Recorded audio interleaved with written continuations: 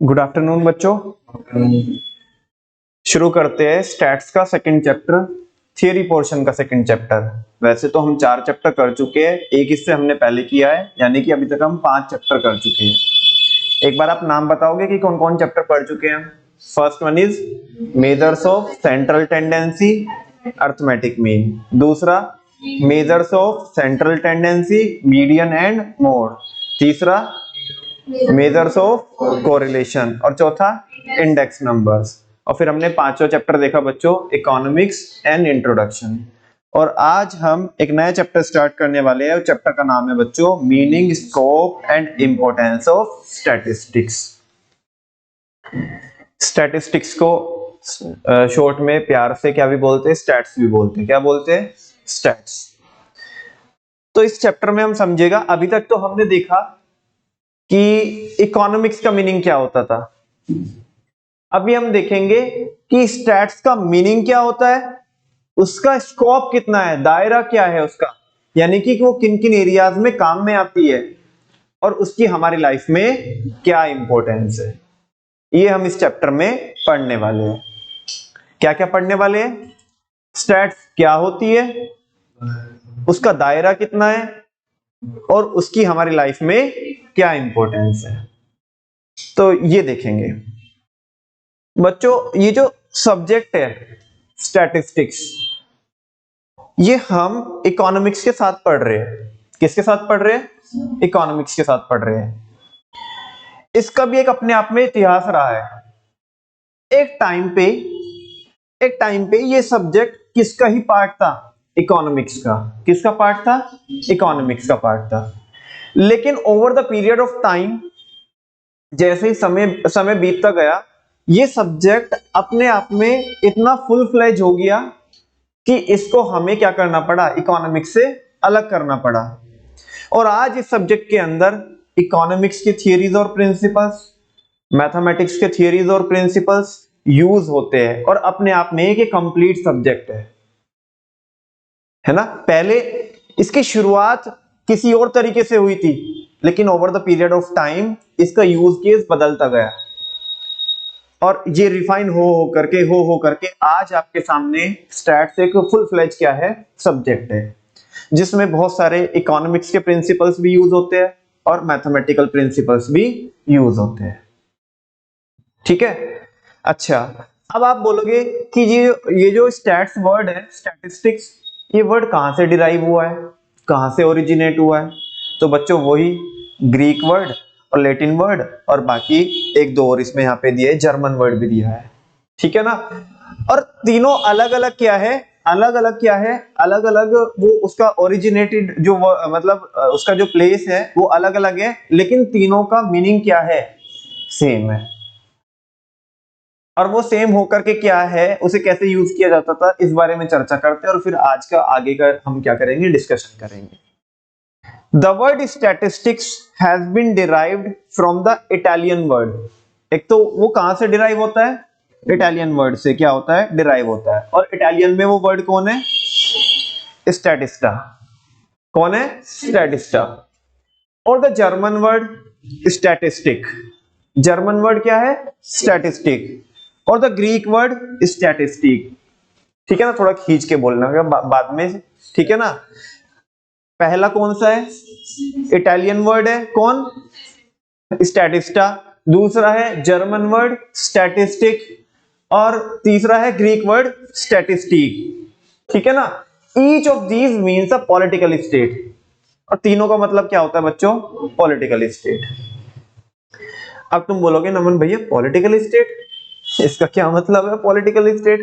दरअसल है ऐसा कि जब इस सब्जेक्ट का यूज केस चालू हुआ था, तो जो पहले जमाने में क्या हुआ करते थे, जो राजे महाराजा हुआ करते थे, वो इस सब्जेक्ट को यूज करते थे। मतलब सब्जेक्ट कुछ नहीं यूज करते थे, वो जो थियरीज और प्रिंसिपल्स जैसे यूज करते थे, वो जो कॉन्सेप्ट यूज करते थे, उनसे मिलकर के क्या बनाए? ये सब्जेक्ट बनाए। वो अपने पॉलिटिकल स्टेट को संभालने के लिए इसके अंदर, इस सब्जेक्ट के अंदर जो कॉन्सेप्ट्स है उनको यूज करते थे। जैसे कोई भी आज के टाइम पे अगर, जैसे प्रधानमंत्री जी हमारे, है ना, या पुराने टाइम में राजा महाराजा, वो ये जानना चाहते थे कि हमारे साम्राज्य में, या आज के पर्सपेक्टिव में देखोगे तो, आज मॉडर्न एरा में देखोगे तो आप, कि आज प्राइम मिनिस्टर साहब या जो गवर्नमेंट है वो ये जानना चाहती है कि हमारे देश की पॉपुलेशन कितनी है, उनमें से कौन कौन लोग कितना कितना पैसा कमाते हैं, कितने परसेंट लोग कितना पैसा कमाते हैं, कौन हाई क्लास है, कौन मिडिल क्लास है, कौन बीपीएल के नीचे लाई करता है, हमारे देश के अंदर कितनी मिलिट्री है, कितनी आर्मी है, डिफेंस इक्विपमेंट्स कितने हैं, एग्रीकल्चरल लैंड कितनी है, उस पे लोग कितने लगे हुए हैं, सेकेंडरी सेक्टर में कितने हैं, टर्शरी में कितने हैं। तो ये सारी इंफॉर्मेशन जो एक देश का राजा या प्राइम मिनिस्टर या जो सरकार होती है उसे ये सारा डेटा चाहिए होता था, ताकि वो क्या कर सके, डिसीजन मेकिंग कर सके, क्या कर सके, डिसीजन मेकिंग कर सके और पॉलिसीज फ्रेम कर सके अपने देश के लिए, अपने राज्य के लिए। तो ये सब्जेक्ट की शुरुआत वहां से हुई। तो दैट्स वाई ये बोल रहा है कि स्टैटिस्टा का मतलब या स्टैटिस्टिक का मतलब या स्टैटिस्टिक का मतलब क्या होता है, पॉलिटिकल स्टेट। क्या होता है, पॉलिटिकल स्टेट। और धीरे धीरे मतलब वो कहते हैं ना कि क्या से क्या हो गई देखते देखते, तो ये सब्जेक्ट के साथ भी वही हुआ है। हम तो सोचे थे बहुत मासूम है ना, शुरुआत यहां से हुआ था कि हम उसे इंफॉर्मेशन के तौर पे देखते थे, लेकिन अपने आप में ये subject over the period of time refine हो करके मार्केट की रिक्वायरमेंट को केटर करते करते ये अपने आप में फुल फ्लेज सब्जेक्ट बन गया, जिसमें बहुत अपने आप में कॉम्प्लेक्सिटीज भी है। आप बच्चों सारी कॉम्प्लेक्सिटीज को क्या करके आए हो, फेस करके आए हो, है ना। जहां पे आपका पाला किससे भी पड़ा, मीन मीडियन मोड से और कोरिलेशन से। बाकी अभी एक चैप्टर तो बेटा भी देखा भी नहीं तुमने, है ना, डिस्पर्जन, जो तुम्हें वाकई में किस में डाल देगा, डिप्रेशन में डाल देगा। तो उससे तो पाला पड़ा ही नहीं है अभी, ठीक है, बिकॉज वो हटा दिया अभी सीबीएसई ने। इंडेक्स नंबर वगैरह बहुत सारी चीजें हम पढ़ के आए हैं, ठीक है। तो वो कह रहे कि शुरुआत कैसे हुई थी, किसे पॉलिटिकल स्टेट, हमारे देश की, हमारे राज्य की, हमारे साम्राज्य की कंडीशन क्या है, कितने कैसे लोग हैं, डेमोग्राफी को जानने के लिए, है ना, बाकी चीजों को जानने के लिए इंफॉर्मेशन का यूज किया जाता था। तो दैट्स व्हाई का मीनिंग होता है, तीनों चारों शब्द का मीनिंग है क्या, पॉलिटिकल स्टेट। वंस अगेन बच्चों, इसका जो ओरिजिन मिलता है स्टैटिस्टिक का, वो कहां से मिलता है, इटालियन वर्ड स्टैटिस्टा, दूसरा जर्मन वर्ड स्टैटिस्टिक, तीसरा ग्रीक वर्ड स्टैटिस्टिक। और इनका मतलब क्या होता है बच्चों सबका, political state.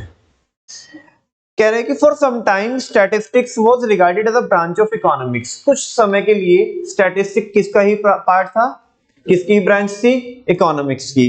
But now it has become a full fledged independent subject. कह रहे हैं अब अपने आप में ये क्या है, ठीक है ना। अब ये मतलब ऐसा नहीं है वो तुमने उसमें मिर्जापुर में बबलू भैया बोलते हैं ना, कि अब ये वो लिपिर लिपिर करने वाला बबलू नहीं है, ठीक है ना। अभी तुमने देखा नहीं है तो तुम्हें पता नहीं पड़ेगा, ठीक है। पहले क्या होता है, अरे छोटे छोटे बच्चे होते हैं ना, उन्हें कोई कुछ भी बोल देता है, छोटे छोटे बच्चों को।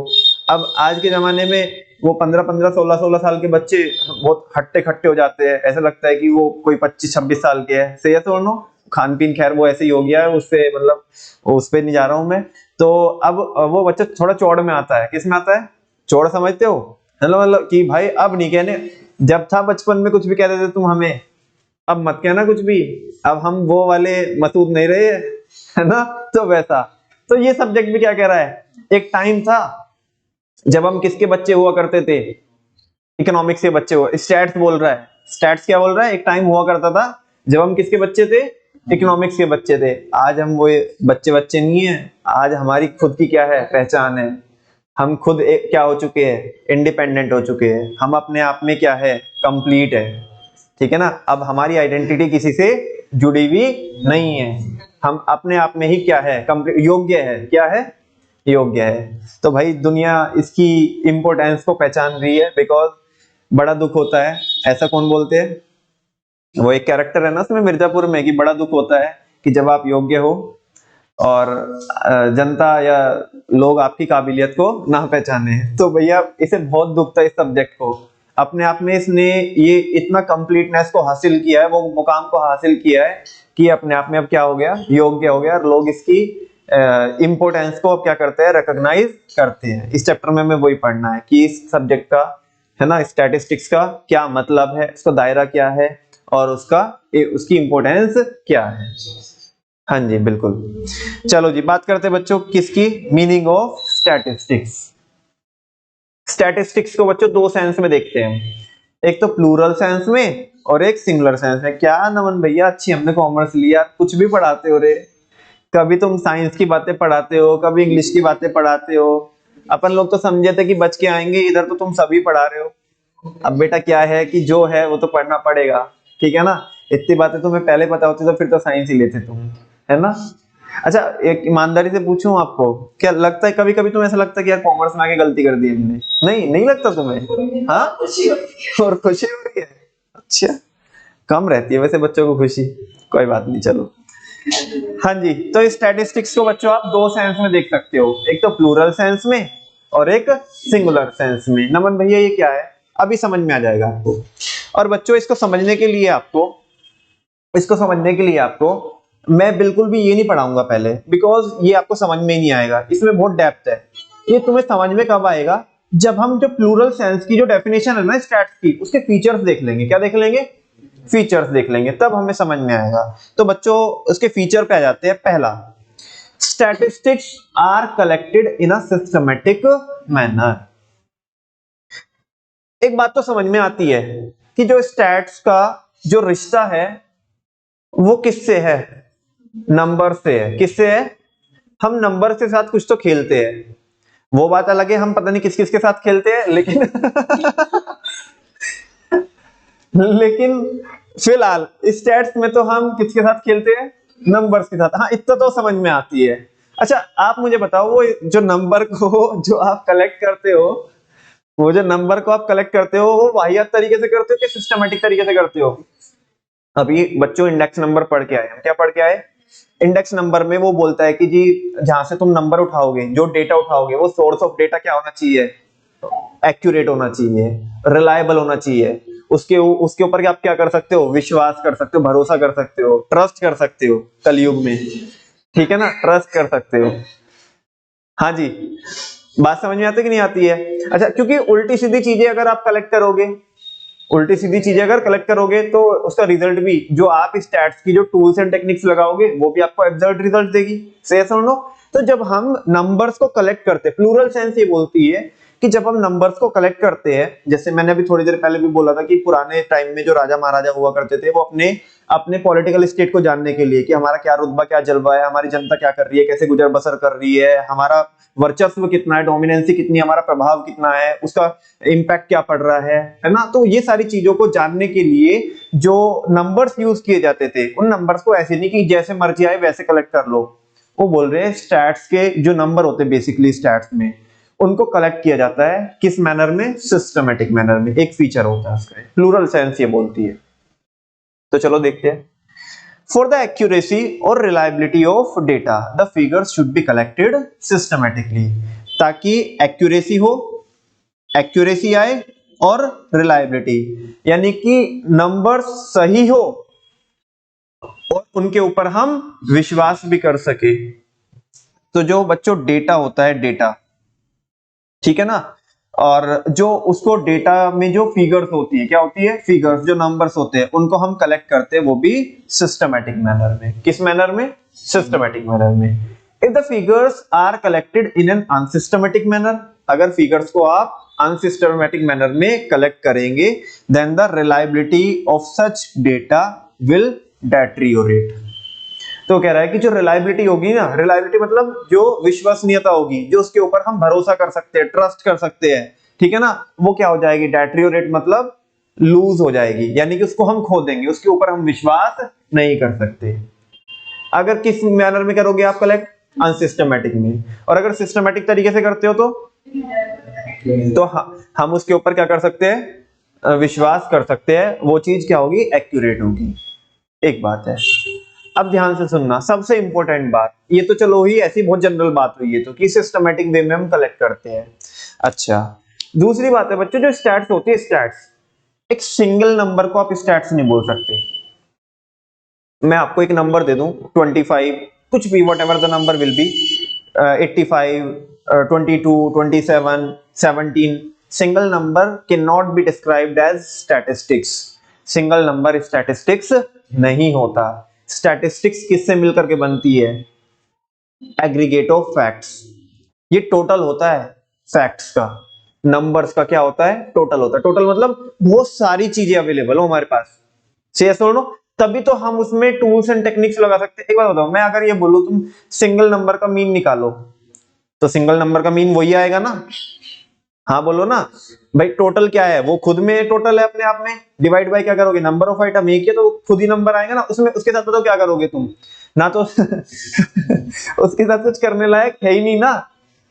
हाँ जी, ना तो उसमें तुम मीन निकाल सकते हो, ना मीडियन निकाल सकते हो, मोड निकाल सकते हो, standard deviation, mean deviation, covariance, correlation, index number, कुछ भी तो नहीं कर सकते। ये प्रक्रिया चलेगी कब? जब एक नंबर होंगे, बहुत सारे नंबर होंगे, बहुत सारे नंबर होंगे, तभी आप उनके साथ खेल सकते हो। से नो? चलो जी, वो बोल रहे हैं statistics are a number of facts. ये क्या होते हैं? स्टैट्स में क्या होते हैं? नंबर ऑफ फैक्ट्स होते हैं, बहुत सारे क्या होते हैं? फैक्ट्स होते हैं। सिंगल एंड आइसोलेटेड फिगर्स, भाई सिंगल की कोई कहीं जगह नहीं है, सिंगल को कोई नहीं पूछता, ठीक है ना? सिंगल एंड आइसोलेटेड फिगर, जो सिंगल और आइसोलेटेड समझते हो? अरे तू क्या समझा रहा है रे इसको? तो क्या कॉन्सेप्ट बता रहे, हमारे को बता।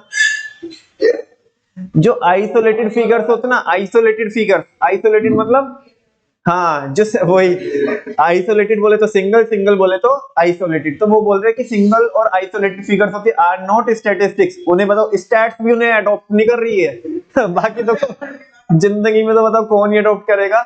इस सिंगल नंबर को कौन भी अडॉप्ट नहीं कर रही है, स्टैट्स भी अडॉप्ट नहीं कर रही है। As such figures can not be compare, क्योंकि उन्हें कंपेयर नहीं किया जा सकता। तो किससे कंपेयर करें सिंगल को? ठीक है ना? For example, a single age of 30 years is not a statistics, but a series relating to the ages of a group of people will be called statistics। एक इंसान की एज दी हमने, किसी इंसान की एज 30 साल है, और मैं कहूँ ये स्टैट्स है। स्टैट्स बोल रहे ए कुछ भी बोलता रहे, ये स्टैट्स नहीं है, लेकिन हम बोलते हैं इसकी एज 30 साल है, उसकी 25 है, उसकी 28 है, उसकी 35 है, उसकी 15 है, उसकी 10 है, ये अभी न्यूली बॉर्न बेबी है, ठीक है ना? तो ऐसा बोलते, तो उसमें हम क्या कर सकते हैं? उसे क्या बोल सकते हैं? स्टैट्स बोल सकते हैं। क्या बोल सकते हैं? तो स्टैट्स क्या होती है? कलेक्शन ऑफ फैक्ट होती है। क्या होती है? Collection of fact. अरे एक बात बताओ, सुचित आपकी एज कितनी है? 17। और मेरे ख्याल सब बच्चों की एज इतनी होगी, किसी की 16, किसी की 17 हो, किसी की 18। से यस और नो? हाँ बोलो ना, बात समझ में आती है? तो जो सिंगल एज है, सिंगल एज वो स्टैट्स नहीं है। लेकिन जब हम क्या बोलते हैं कि ये एक ग्रुप में इतने मेंबर्स है और उनकी एज इतनी इतनी है। अच्छा, तुम्हारी एज 16 है, ये फैक्ट है कि नहीं है? ये तुम्हारी एज कुछ कम ज्यादा है भाई, है तो है, 16 है तो है। ऐसी ही वो किसी की एज कितनी होगी, 16 से थोड़ा कम होगी, है तो है। तो ये फैक्ट है। तो स्टैट्स क्या है? इन फैक्ट्स का क्या है? कलेक्शन है। क्या है? और ये जो फैक्ट होते हैं ना बच्चों, मजे की बात ये जो फैक्ट होते हैं ये क्वांटिटेटिवली एक्सप्रेस होते हैं। कैसे एक्सप्रेस होते हैं? क्वांटिटेटिवली एक्सप्रेस, मतलब उनको हम नंबर्स में क्या करते हैं? मेजर करते हैं। और उन नंबर्स का कलेक्शन क्या होती है? स्टैट्स होती है। ऐसा कौन बोल रही है? Plural sense. कौन बोल रही है? Plural sense. आपने, आप कौन सोचे? कोई और सोचे क्या? नहीं, ठीक है। अगले वाला देखो रे। सबसे पहले बताओ, स्टैट्स में क्या होते हैं? कुछ तो नंबर्स होते हैं। वो नंबर को हम पहला बोलो सिस्टमेटिकली क्या करते हैं? कलेक्ट करते हैं, ठीक है। वो क्या होता है? वो जो नंबर, एक नंबर कलेक्ट करते हैं, बहुत सारे, बहुत सारे। तो हम वो बोल रहे हैं कि जो स्टैट्स होती है, स्टैट्स क्या होती है? एग्रीगेट ऑफ फैक्ट्स होती है। अब वो जो फैक्ट्स होते हैं, वो फैक्ट्स कैसे एक्सप्रेस्ड होते हैं? न्यूमेरिकली एक्सप्रेस्ड होते हैं। स्टैटिस्टिक्स आर न्यूमेरिकली एक्सप्रेस्ड, ठीक है ना? अब मैं ये बोलूं कि तुम भी ईमानदार हो, तुम भी ईमानदार हो, तुम भी ईमानदार हो, तुम भी ईमानदार हो, तुम भी ईमानदार हो, मैं बेईमान हूं, तो क्या ये स्टैट्स है क्या? नहीं, बिकॉज हम ईमानदारी को, तुम 5 किलो ईमानदार हो, ये 4 किलो ईमान, ऐसे एक्सप्रेस कर सकते हैं क्या? नहीं। तो वो फैक्ट्स जो है ना, वो फैक्ट्स नंबर में भी क्या होने चाहिए? एक्सप्रेस होने चाहिए। ऑनेस्टी, है ना? तो तुम्हारा कॉम्प्लेक्स बहुत फेयर है, मेरा नहीं है, ये स्टैट्स नहीं है, बिकॉज इसको हम क्या नहीं कर सकते? मेजर नहीं कर सकते। चलो देखते हैं बच्चों, statistics are numerically expressed. The statistical approach is numerical. जो स्टैट्स का अप्रोच होता है, जो मेथोडोलॉजी होती है, वो न्यूमेरिकल होती है। सो एनी फैक्ट, तो कोई भी वो fact to be called statistics, अगर किसी भी फैक्ट को हमें क्या बोलना हो, स्टैट्स बोलना हो, मस्ट बी न्यूमेरिकली और quantitatively express, not qualitatively, quantitatively. तो उसे हमें किस में एक्सप्रेस करना पड़ेगा, या वो क्वांटिटेटिवली एक्सप्रेस होना चाहिए, तभी हम उसे क्या बोल सकते हैं, उन एग्रीगेट को क्या बोल सकते हैं, स्टैट्स बोल सकते हैं। For example Vijay is taller than Shyam and Lakshman will not be called statistics. हम बोले कि विजय बड़ा है किससे, श्याम से और लक्ष्मण से, तो ये स्टैट्स नहीं है। However if the same fact are expressed in numbers, लेकिन अगर सेम चीज को हम नंबर्स में एक्सप्रेस कर दे then we will call them statistics. तो हम उन्हें क्या बोल सकते हैं, अभी हम बोल दें कि विजय 163 सेंटीमीटर लॉन्ग है, और वो जो कौन है, जो श्याम है और जो लक्ष्मण है वो एक 142 सेंटीमीटर है, एक 141 सेंटीमीटर है। तो ये एक कलेक्शन हो गया, क्या हो गया, किसका, फैक्ट का, और फैक्ट भी कौन से, जिनको हमने नंबर्स में एक्सप्रेस किया हो, तो इसको हम बोलेंगे स्टैट्स। क्या बोलेंगे, इनमें हम स्टैट्स के ऑपरेशंस लगा सकते हैं, क्योंकि सिंगल नंबर में तो नहीं लगा सकते। ठीक है, तो तीन चीजें बच्चों आपको क्लियर हो गई होगी, क्या कि स्टैट्स को हम एक तो सिस्टमेटिकली क्या करते हैं, कलेक्ट करते हैं, दूसरा ये एग्रीगेट होता है फैक्ट का, और तीसरा इसको हम न्यूमेरिकली एक्सप्रेस करते हैं। कह रहे क्वालिटेटिव कैरेक्टरिस्टिक्स लाइक इंटेलिजेंस, जो खाली क्वालिटेटिव कैरेक्टरिस्टिक्स होते हैं ना, जैसे इंटेलिजेंस माने बुद्धिमत्ता, beauty, honesty etcetera, can not be included in statistics. इनको हम स्टैट्स में नहीं इंक्लूड कर सकते अनलेस, जब तक हमने इन्हें किस में ना एक्सप्रेस किया हो, क्वांटिटेटिवली ना एक्सप्रेस किया हो, अनलेस दे आर क्वांटिफाइड, जब तक इन्हें क्वांटिफाई ना किया हो हमने बाय असाइनिंग सर्टेन स्कोर्स, इनको कोई स्कोर दे करके as a quantitative measure of assessment. मतलब जब तक हमने इन्हें किस में ना एक्सप्रेस किया हो, नंबर्स में ना एक्सप्रेस किया हो, तब तक हम इन्हें स्टैट्स में काउंट नहीं कर सकते। नेक्स्ट है बच्चों, statistics should be collected with a reasonable standard of accuracy. बेटा अगर जब आप डेटा कलेक्ट करोगे, आप अगर ये मान के चलोगे कि मेरे को तो 100% बिल्कुल एक्यूरेट डेटा कलेक्ट करना है, तो प्रैक्टिकली पॉसिबल नहीं है, प्रैक्टिकली पॉसिबल नहीं है। हम यहाँ पे ना जब हम नंबर्स कलेक्ट कर रहे होते हैं तो अपने माइंड में एक रीजनेबल एक्यूरेसी लेके चलते हैं। अब एक बात बताओ, भारत में सरकार क्या कराती है, सेंसस कराती है, क्या कराती है सरकार, अगर ये मान के बैठ जाए एक एक जो चिड़ी परिंदा भी है ना, मतलब एक एक, मतलब कहने का मतलब है एक एक बच्चा जो भी है वो उसमें काउंटिंग में आना चाहिए। ठीक है ना, मतलब बिल्कुल एग्जैक्ट बताएं हम कि मान लिया अगर 150 करोड़ 20,33,235 बच्चे हैं या लोग हैं सारे, तो एग्जैक्ट बताएं, मुझे बताओ ऐसा प्रैक्टिकली पॉसिबल है क्या? चलो तुम एक बार के लिए मान लिया सरकार को थोड़ा सा सनक चढ़ी कि नहीं, एग्जैक्ट बताएंगे, क्या बताएंगे, एग्जैक्ट बताएंगे। अब ध्यान से सुनो, कोई तो क्या लेके गया होगा, नंबर कलेक्ट करके लेके गया होगा। अब मान लिया किसी के घर पे कोई लेडी प्रेग्नेंट थी और अभी न्यूली बोर्न बेबी नहीं है, वो नंबर क्या ले गया, कलेक्ट करके ले गया, और उसके जाने के बाद वो बेबी हो गया। बताओ क्या कीजिएगा?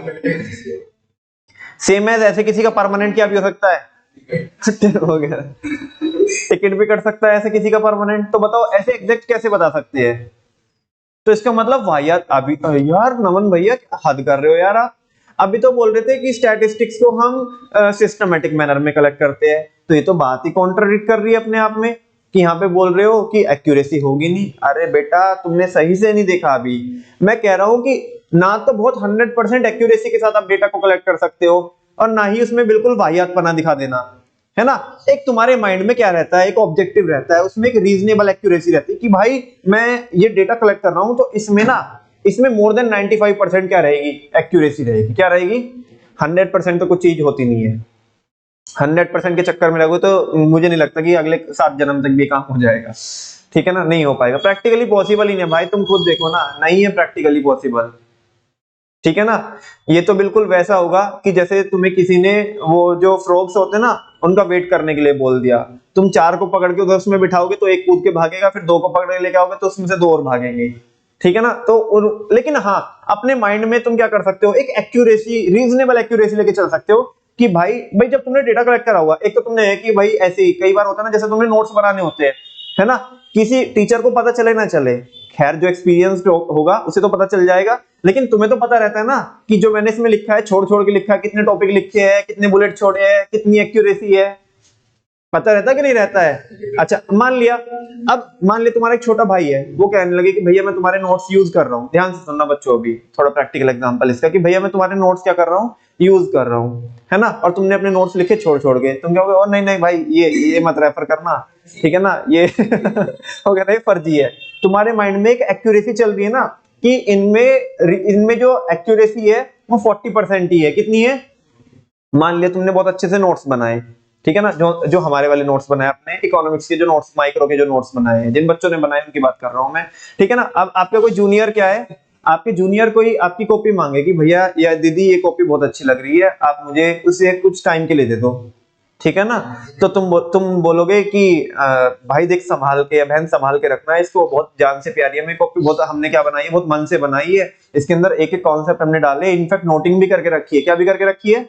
नोटिंग भी करके रखी है ना। और इसे ना ऐसा मत कर देना कभी कहीं पे भी रख दे, पता पड़े वो इसको चूहे काट दे, ठीक है ना। बहुत मन से बनाई है हमने, तुम्हें पता है ना। तुम ऐसी बातें क्यों कर रहे हो तुम? क्योंकि तुम्हारे माइंड में एक रीजनेबल एक्यूरेसी क्या है, तुम्हें पता है कि इन नोट्स में जो चीजें लिखी 100% तो कुछ नहीं होता, है ना, सिली मिस्टेक्स भी हो सकती है, ठीक है ना। लेकिन तुम्हें ये पता है कि इन नोट्स में जो चीजें लिखी है वो मोर देन 95%, मोर देन 98%, एक कोई तो नंबर होगा रफली तुम्हारे माइंड में, है ना, कि ये चीजें क्या है, सही है। वही चीजें यहाँ पे होती है। Statistics should be collected with a reasonable standard of accuracy. जब हम नंबर्स कलेक्ट करते हैं ना, तो अपने मन में पहले ही ऑब्जेक्टिव रखते हैं, ठीक है ना। कई बार और बता, चलो और एग्जांपल बताता हूं इसका। जब आपके घर पे लेट सपोज आपके बड़े भाई बहन की शादी है और कार्ड्स छप के आए, लेकिन ये नहीं पता पड़ा, वो कार्ड छापने वाले ने ये नहीं बताया जी मैंने कितने कार्ड छाप दिए, बस उसने छाप दिए कार्ड, तुम्हारे घर पे आए, ठीक है ना।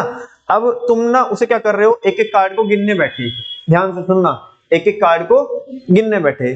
तुम्हारी मम्मी आई, कर रहा है ना वही, बस तुझे कुछ पता ही नहीं है, अकल है नहीं है, टाइम की वैल्यू ही नहीं है, एक एक को गिनने बैठ गया। अरे तेरे को ये बोला था कि इनको एक बार थोड़ा सा बता दे, आइडिया सा बता दे कि कितने कार्ड है ये, अराउंड रेंज बता दे कि कितनी रेंज, मतलब किस रेंज में है ये, रेंज इन द सेंस कि ये 400 450 कार्ड है, 500 कार्ड है, हल्का हल्का सा एक रफली आइडिया चाहिए।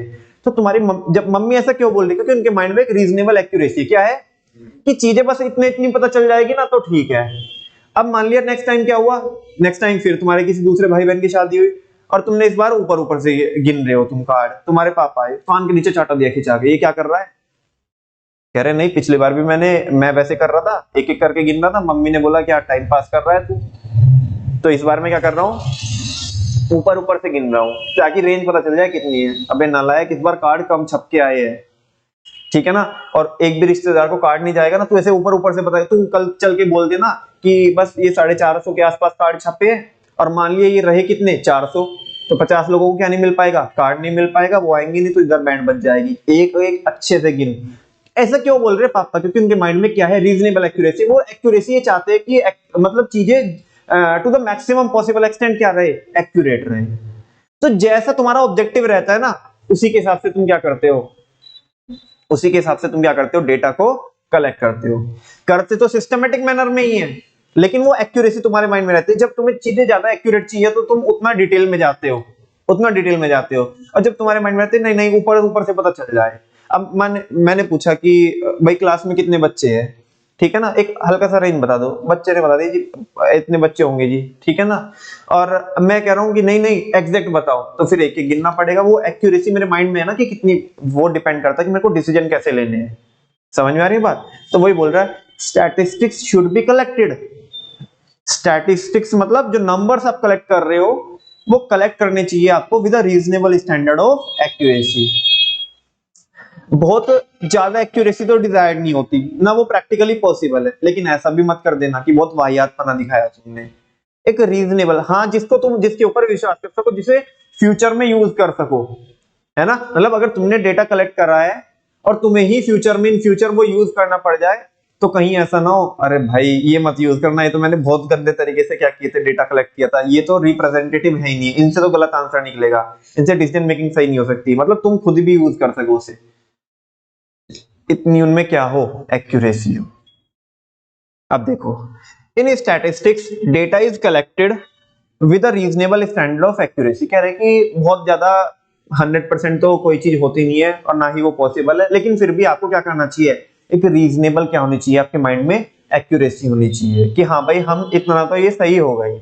अब वो सरकार को भी पता है कि अगर हम सेंसस कराएंगे तो ऑब्वियस सी बात है कि कोई बंदा डेटा लेके गया, उसके यहाँ पे न्यूली बॉर्न बेबी हो गया, किसी का टिकट कट गया, तो उतना तो उन्हें भी पता है ना, या बाकी जनता को बताएंगे तो जनता को भी पता है कि हाँ भाई जो नंबर बता रहे हैं। अब कोई बोलने लगे एग्जैक्ट इतने ही लोग हैं भारत में, तो बताओ कैसे बताएंगे यार, तो कैसे बता सकते हैं। अब सेंसस करने में ऐसा तो नहीं है एक चुटकी बजाई तो सेंसस हो गई, है ना। ये टाइम टेकिंग प्रोसेस है। क्या है इसमें, क्या भी लग सकता है आपको, 6 महीने भी लग सकते हैं, 10 महीने भी लग सकते हैं। अब मान लें 10 महीने लग गए तो पिछले 9 महीने की प्रोसेस में एक न्यूली बॉर्न बेबी हो जाएगा, तो कैसे पता पड़ेगा बताओ, समझेगा ना आपको। तो वैसा तो बोल रहे a high degree of accuracy can not be expected. High degree तो बहुत ज्यादा एक्सपेक्टेड नहीं होती क्योंकि वो प्रैक्टिकली पॉसिबल ही नहीं है, ठीक है ना। एज ऑब्जर्व्ड इन अकाउंटेंसी, सुनो लेकिन एक बात बताओ, ध्यान से सुनना बच्चों, ये बहुत अच्छी बात लिखी है इसने। कह रहे जितनी जो एक्यूरेसी अकाउंटेंसी में चाहिए होती है, या जितनी एक्यूरेसी हमें मैथमेटिक्स में चाहिए होती है, कह रहे उतनी एक्यूरेसी इधर जरूरत नहीं है। तुम कभी कभी मेरे शब्द सुने होंगे आपने आपने आपका आंसर आया 122.89, एक बच्चे का आया 122.8482, तो मैंने बोला हाँ ठीक है चलेगा, क्योंकि इतनी ज्यादा एक्यूरेसी डिजायर्ड है ही नहीं है ना, वो हो सकती है क्योंकि पॉइंटों में नंबर आ रहे हैं तो थोड़ा बहुत ऊपर नीचे हो सकता है। लेकिन एक बात बताओ, अकाउंटेंसी में अगर कोई ये बोले कि मान लिया प्रॉफिट आना था कितना 1,05,000, वो कह रहा है कि प्रॉफिट आया 1,03,000, 1,02,000 या 1,04,500, ऐसा ऐसा उधर नहीं चलेगा, अकाउंटेंसी में नहीं चलेगा, मैथमेटिक्स में नहीं चलेगा। तो कह रहे हैं कि जितनी जितनी एक्यूरेसी हमें अकाउंटेंसी में मैथमेटिक्स में चाहिए होती है, उतनी एक्यूरेसी इधर नहीं हो सकती, because the mass of data is involve, क्योंकि इसमें बहुत सारा डेटा होता है, बहुत सारा डेटा होता है। क्या नहीं बेटा, फैक्ट बेस्ड तो यही है, ये भी है, और फैक्ट बेस्ड तो वो भी है, अकाउंटेंसी भी और मैथमेटिक्स भी है। लेकिन क्योंकि यहाँ पे ह्यूज डेटा होता है, ह्यूज डेटा की वजह से हम क्या नहीं कर सकते, बहुत ज्यादा एक्यूरेट नंबर्स नहीं निकाल सकते, लेकिन हाँ एक रीजनेबल एक्यूरेसी रहती है।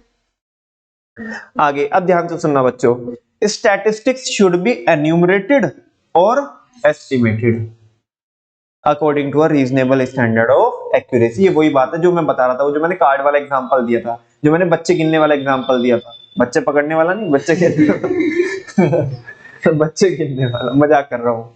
हाँ जी, पता नहीं यार, देखो क्या क्या करना पड़ता है टीचर को बच्चों को हंसाने के लिए। बहुत ज्यादा सीरियस मोड में ना चले जाओ ना तुम, है ना, इतना ज्यादा सीरियसनेस डिजायर्ड नहीं है, ठीक है। हाँ जी, देखो दो चीजें होती है, कभी कभी आपने न्यूज सुनी होगी या देखी होगी, तो एक चिंटी वो उधर क्या बोलते हैं उसको, स्टूडियो में बैठ करके चिल्ला रही होती है, देखिए मोदी जी की जनसभा में कितनी भीड़ है, जनसैलाब उमड़ पड़ा, ये और वो। जब वो इस तरह के स्टेटमेंट बोलती है तो क्या वो गिन के आई है वहां पे कि कितने लोग थे, वो एग्जैक्ट बताते हैं कि 1,02,335 लोग थे, नहीं बता सकते, नहीं बता सकते, ठीक है ना।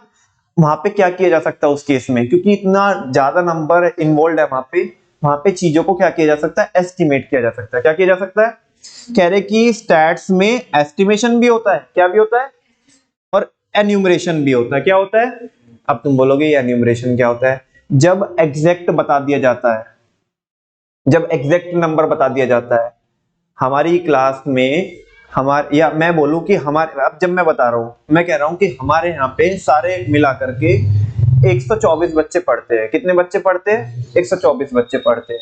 ये एस्टिमेशन है कि एन्यूमरेशन है, एन्यूमरेशन जब एग्जैक्टनेस के साथ बताया जाए, और जहां पे बहुत कॉम्प्लेक्सिटीज नहीं होती वहां पे ही किया जा सकता है एन्यूमरेशन। समझ में आ रही है ना, हाँ बोलो। लेकिन अगर क्या मोदी जी की रैली में कर सकते हो तुम, मोदी जी की रैली में अगर मैं तुम्हारे को बोलूं कि एन्यूमरेशन करके बताओ मेरे को, तो कर सकते हो क्या, पता ही नहीं पड़ेगा यार, कोई आदमी अंदर जा रहा है, कोई बाहर आ रहा है, कोई रिपीट बेसिस पे आ रहा है, ठीक है ना, इतने सारे लोग हैं, कोई इस वाले गेट से आ रहा है, कोई इस वाले गेट से आ रहा है, पता ही नहीं चल रहा है कोई कहां से आ रहा है कहां से जा रहा है। तो वहां पे एन्यूमरेशन किया जा सकता है, एस्टिमेशन किया जा सकता है, एस्टिमेशन। बात समझ में आई? स्टैट्स में दोनों ही चीजें होती है, जहां पे बहुत ज्यादा कॉम्प्लेक्सिटीज नहीं होती वहां पे क्या भी हो सकता है, एन्यूमरेशन हो सकता है, और जहां पे बहुत ज्यादा कॉम्प्लेक्सिटीज होती है तो वहां पे एन्यूमरेशन तो पॉसिबल नहीं है, वहां पे एस्टिमेशन होता है। तो कह रहे स्टैटिस्टिक्स में क्या होना चाहिए, एन्यूमरेशन भी होता है और होना चाहिए, और एस्टिमेशन भी होता है। स्टैट्स को एन्यूमरेट भी कर सकते हो, एस्टिमेट भी कर सकते हो according to reasonable standard of accuracy. वो डिपेंड करता है कि तुम्हें एक्यूरेसी कितनी चाहिए। तुम्हें बहुत ज्यादा एक्यूरेसी चाहिए तो अब मान लिया वो जो चिंटी है ना, जो स्टूडियो में बैठ के चिल्ला रही है मोदी जी की रैली में इतने लोग आए, अब मान लिया उसके मालिक ने, उसके बॉस ने बोला कि एग्जैक्ट नंबर बोलना, उधर जाके कुछ भी मत बोलना स्टूडियो में, एग्जैक्ट नंबर बताना कि कितने लोग आए। तो अब वो चिंटी या तो खुद जाएगी या किसी बंदे को भेजेगी, वो जो एक एक को पकड़ के उनको कुछ तो मतलब लगाएंगे, कुछ तो मार्क करेंगे। अच्छा तू अभी अंदर जा रहा है तो चलिए मार्क लगवा के जा, ताकि हम क्या कर रहे हैं, काउंटिंग कर रहे हो, पकड़ पकड़ के एक एक चिंटू को पकड़ पकड़ के कुछ तो उसको क्या करेगी, मार्क करेगी, ठीक है ना, कि कितने लोग अंदर जा रहे हैं। तो उस केस में क्या होगा, ये एन्यूमरेशन होगा। क्या होगा, एक हमें रफली आइडिया बताना, मोदी जी की रैली में आए लाखों लोग, अब जब लाखों बोल दिया तो ये एन्यूमरेशन है, ये क्या है, एस्टिमेशन है। राहुल गांधी की रैली में नहीं आए 1000 भी लोग तो ये क्या है, एस्टिमेशन है। अच्छा ये एस्टिमेशन को, अब ये एस्टिमेशन तो एस्टिमेशन है, एस्टिमेशन को बढ़ा चढ़ा के भी बताया जा सकता है। मान लिया अब वो मोदी जी से प्रभावित है चिंटी, तो वो मान लिया हजारों को भी क्या बना सकती है, लाखों बना सकती है, क्योंकि कोई तो क्राइटेरिया है नहीं, कोई, वो तो क्या किया, एस्टिमेशन, भीड़ दिख रही थी, 40,000 लोगों को लाखों बता दिया, है ना। अब मान लिया उसके में भी थे, राहुल गांधी की रैली में भी थे, लेकिन चिंटी उससे खुश नहीं थी राहुल गांधी से, मान लिया उसके में 14-15 हजार लोग थे, तो उसको सैकड़ों भी नहीं बताया, कह रहे सो बहुत सारी कुर्सियां खाली पड़ी थी। मैनिपुलेट कर, तुम समझ रहे हो, मीडिया भी स्टैट्स को यूज करके कैसे मैनिपुलेट करती है, चीजों का एंगल ही बदल देती है। तो ये चीजें आपको समझनी होगी। तो कह रहे हैं स्टैटिस्टिक्स में एन्यूमरेशन भी होता है, एस्टिमेशन भी होता है according to a reasonable standard of accuracy. वो डिपेंड करता है कि तुम्हें एक्यूरेसी कितनी चाहिए होती है। Enumeration involves actual counting of the heads. अरे लाला तब से ये तो बता रहा हूं boss. Whereas estimation is not the actual counting.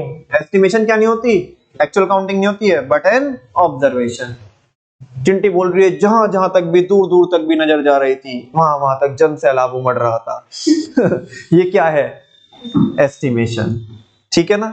For example when we say that 40 students were present in the class, तो ये क्या है, ये क्या है, एन्यूमरेशन। बता दिया ना 40 है, एग्जैक्ट बता दिया।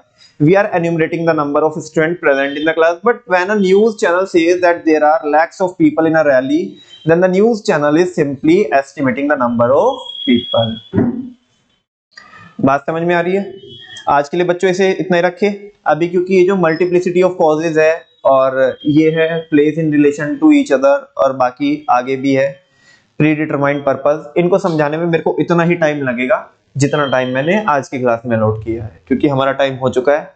तो आज के लिए तो इतने रखते हैं, बाकी कल इसको पूरा कर लेंगे। और ज्यादा टिपिकल इसमें अब डिफिकल्ट कुछ रहता नहीं है, हो ही जाना है, नहीं होगा तो एमटी हमारे पास है, वैसे भी याद ही रह जानी है, ठीक है ना। Thank you very much.